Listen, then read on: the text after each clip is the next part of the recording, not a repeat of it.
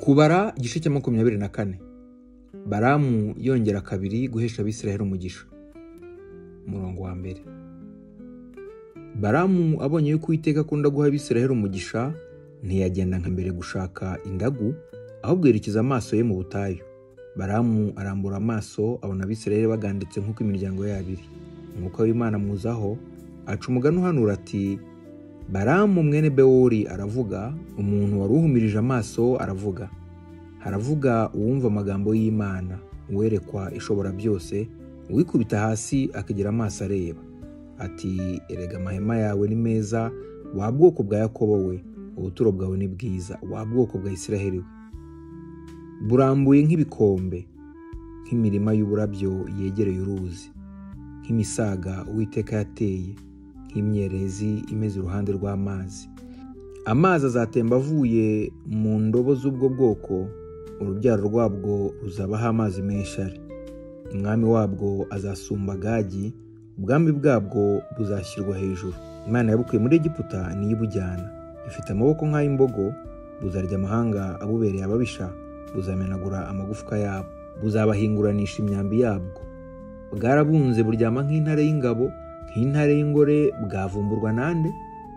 Uzakwifuriza umugisha wese awuhabwe, uzakuvuma wese avumwe.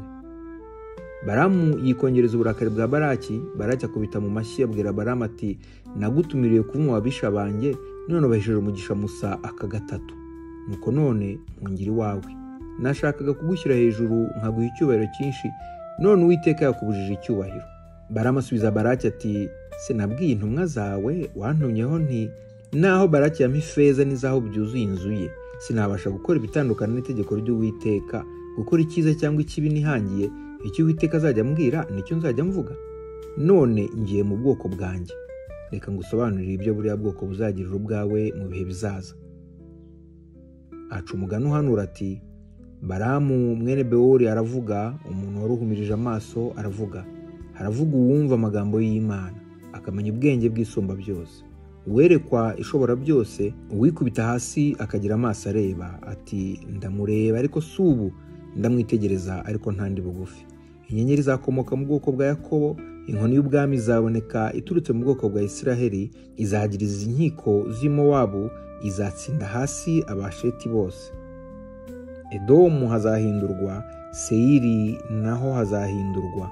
Abaho bari ababisha b'Abisiraheli, ubwoko bwa Isiraheli buzakora iby'ubutwari. Ubwoko bwa Yakobo buzakomokwaho n'utwara ibihugu, azarimbura abacitse ku icumu bo mu midugudu.